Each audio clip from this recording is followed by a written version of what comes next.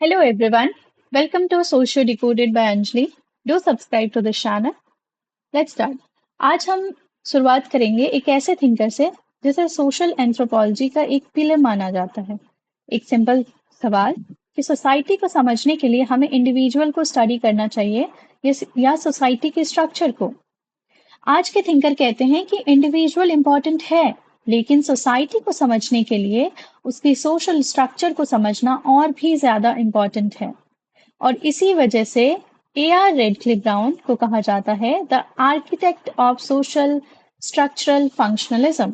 ठीक है, आज के लेक्चर में हम इनकी life, education, academy journey, field work, contribution और लेगेसी को डिटेल में समझेंगे। बात करते हैं कि ये कौन थे। A.R. रेडक्लिफ ब्राउन का पूरा नाम है अल्फ्रेड रेजिनाल्ड रेडक्लिफ ब्राउन। इनका जन्म हुआ था 17 जनवरी 1881 में, इंग्लैंड में हुआ था। ये ब्रिटिश नेशनलिस्ट थे और इनका डेथ हुआ था 24 अक्टूबर 1955 में। ठीक है, ये इंपॉर्टेंट क्यों थे? अगर डरखाइम ने सोशियोलॉजी में फंक्शनलिज्म को की फाउंडेशन रखी, तो रेडक्लिफ ब्राउन ने एंथ्रोपोलॉजी में उससे सिस्टमैटिकली जो है ना उसे डेवलप किया। उन्होंने सोसाइटी को एक लिविंग स्ट्रक्चर के रूप में देखा। उनके according society is a system of interconnected parts working together for stability and order. ये लाइन उनकी एंटायर सोशियोलॉजी और एंथ्रोपोलॉजी को समराइज करती है। ठीक है, अगर हम इनके अर्ली लाइफ एंड एजुकेशन की बात करें, तो रेडक्लिफ ब्राउन एक मिडिल क्लास फैमिली में बॉर्न हुए थे। बचपन से ही इंटेलिजेंट और एकेडमिकली ब्रिलियंट थे। उन्होंने स्कूलिंग की विंस्टर कॉलेज से, जो ब्रिटेन का मोस्ट प्रेस्टिजियस इंस्टीट्यूट में से एक माना जाता है। ठीक है, और जो है ना उनकी ऑक्सफोर्ड जर्नी की अगर हम बात करें, तो बाद में उन्होंने स्कॉलरशिप जीता और एडमिशन लिया एक्सीटर कॉलेज ऑक्सफोर्ड में। इनिशियली उनका फोकस जो था ना क्लासिक हिस्ट्री लिटरेचर पे था, लेकिन धीरे धीरे उनका जो इंटरेस्ट था ना वो एंथ्रोपोलॉजी की तरफ बढ़ने लग गया। हम जो है इनके काम पे हम डर्कहाइम के इन्फ्लुएंस देखेंगे। अब एक इम्पॉर्टेंट सवाल है कि किस थिंकर ने रेडक्लिफ ब्राउन को सबसे ज्यादा इन्फ्लुएंस किया, और आंसर है इमाइल डर्कहाइम। इमाइल डर्कहाइम जो है सबसे ज्यादा इन पे इन्फ्लुएंस किया। डर्कहाइम के आइडियाज जैसे social fact, social order, collective consciousness, functional analysis, इन सब ने रेडक्लिफ ब्राउन की थिंकिंग को डीपली इन्फ्लुएंस किया। अब सवाल आता है कि आपको क्या लगता है, जब डर्कहाइम सोसाइटी को ऑर्गेनिज्म की तरह देखते थे, तो रेडक्लिफ ब्राउन किस चीज पर फोकस करेंगे? एग्जैक्टली सोशल स्ट्रक्चर पे। इनकी हम एकेडमिक जर्नी की अगर बात करें, तो 1906 में इन्होंने जो है अंडमान एक्सपीडिशन में ज्वाइन किया। ये उनकी लाइफ का टर्निंग पॉइंट था। 1906 में रेडक्लिफ ब्राउन जो है अंडमान आइलैंड गए फील्ड वर्क करने, ट्राइबल सोसाइटी को स्टडी करने। और ये इतना इंपॉर्टेंट क्यों है? उस टाइम में बहुत स्कॉलर जो थे आर्म चेयर एंथ्रोपोलॉजी करते थे, मतलब घर में बैठ के, ऑफिस में बैठ के जो है थियरीज लिखते थे। लेकिन रेडक्लिफ ब्राउन जो है एक्चुअली फील्ड में गए, लोगों के बीच रहे, ऑब्जर्व किया, डेटा कलेक्ट किया, और इसी वजह से उन्हें इम्पेरिकल एंथ्रोपोलॉजिस्ट माना जाता है। 1908 में इन्हें यूनिवर्सिटी ऑफ सिडनी में अपॉइंट किए गए थे लेक्चरर के थ्रू के तरह यूनिवर्सिटी ऑफ सिडनी। यहाँ उन्होंने ऑस्ट्रेलियन एब ओरिजिनल सोसाइटी को एक्सटेंसिवली स्टडी किया। 1910 में ये इंग्लैंड वापस चले गए।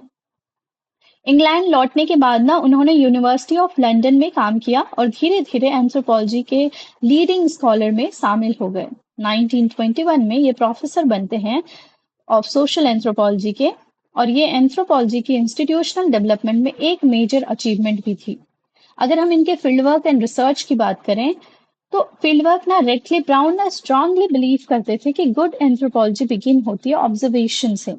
अंडमान आइलैंड में जब ये थे 1906 में, यहाँ उन्होंने स्टडी की रिचुअल्स के बारे में, किनशिप के बारे में, सोशल रिलेशंस के बारे में, रिलीजन के बारे में, और समझा, और इन सब चीजों को समझाने की कोशिश की।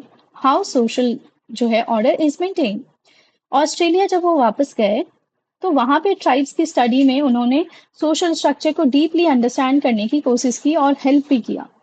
फिर जब वो नॉर्थ अमेरिका गए 1920 में, उन्होंने नेटिव अमेरिकन सोसाइटी को भी स्टडी किया, और इसलिए उनकी एंथ्रोपोलॉजी ट्रूली कंपैरेटिव भी थी। अगर हम इनके मेजर कंट्रीब्यूशन की बात करें, जो एग्जाम के लिए बहुत इंपॉर्टेंट हो जाता है इनके कंट्रीब्यूशन। सबसे पहला आता है स्ट्रक्चरल फंक्शनलिज्म। ठीक है, स्ट्रक्चरल फंक्शनलिज्म उनके अकॉर्डिंग ना सोसाइटी एक स्ट्रक्चर है और स्ट्रक्चर के हर पार्ट का एक फंक्शन होता है। एग्जाम्पल, जैसे हमारी बॉडी को इमेजिन कीजिए, उसमें हार्ट होता है, ब्रेन, लंग सब अलग है लेकिन सब मिलकर बॉडी को मेंटेन करता है। वैसे ही सोसाइटी में फैमिली, रिलीजन, लॉ, एजुकेशन सब इंस्टीट्यूशन सोसाइटी को स्टेबल रखने में हेल्प करता है। दूसरा कॉन्सेप्ट है सोशल स्ट्रक्चर का।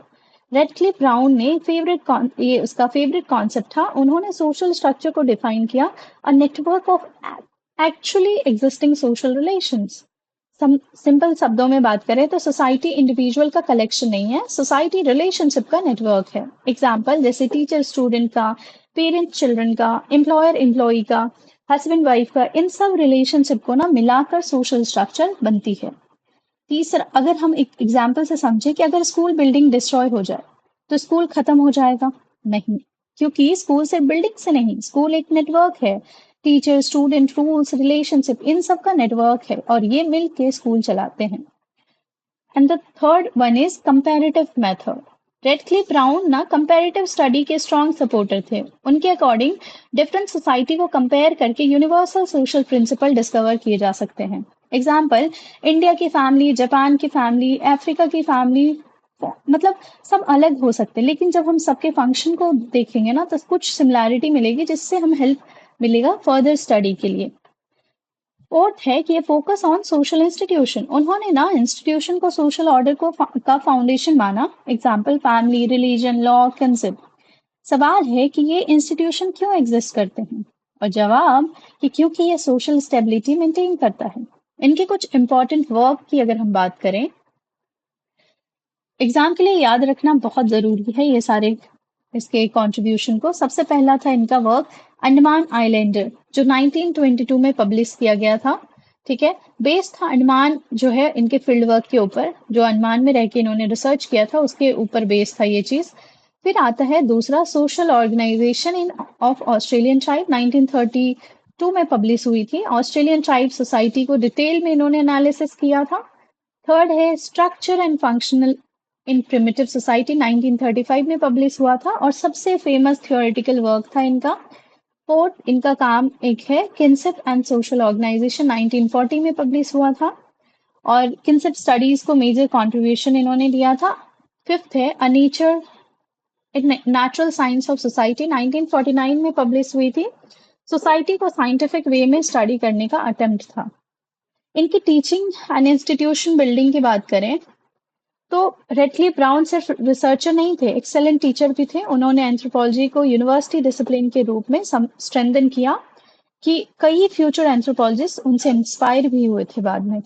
इनकी लेगेसी और सिग्निफिकेंस की अगर हम बात करें तो आज रेडक्लिफ ब्राउन जो है वो मॉडर्न सोशल एंथ्रोपोलॉजी के फाउंडर में काउंट किए जाते हैं। उनकी लेगेसी स्ट्रक्चरल फंक्शनलिज्म को डेवलप उन्होंने किया, सोशल स्ट्रक्चर कॉन्सेप्ट को पॉपुलर बनाया, कंपैरेटिव मेथड्स को स्ट्रेंथन किया, एंथ्रोपोलॉजी को साइंटिफिक डायरेक्शन दी।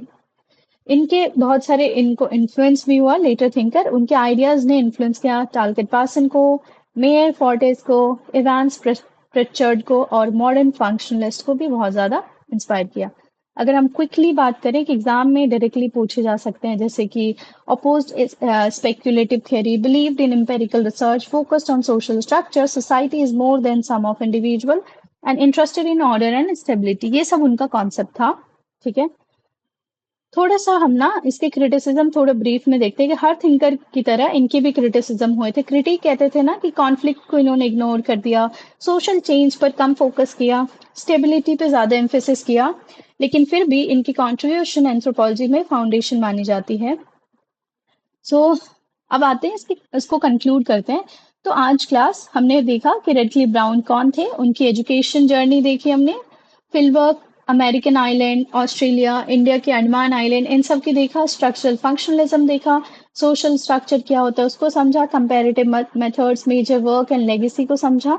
ठीक है, एक लाइन अगर याद रखना है तो रख सकते हैं कि Radcliffe Brown shifted attention from individual to social structure and showed how institution maintain social order, कैसे institution social order maintain करता है, उन्होंने ये भी समझाने की कोशिश की। इसी आइडिया ने उन्हें स्ट्रक्चरल फंक्शनलिज्म का आर्किटेक्ट बना दिया। ठीक है, सो आगे आने वाली क्लासेस में हम इनके कंट्रीब्यूशन को वन बाय वन पढ़ेंगे. If you like this lecture, do subscribe to the channel. Till then, keep learning. Thank you. Thank you so much.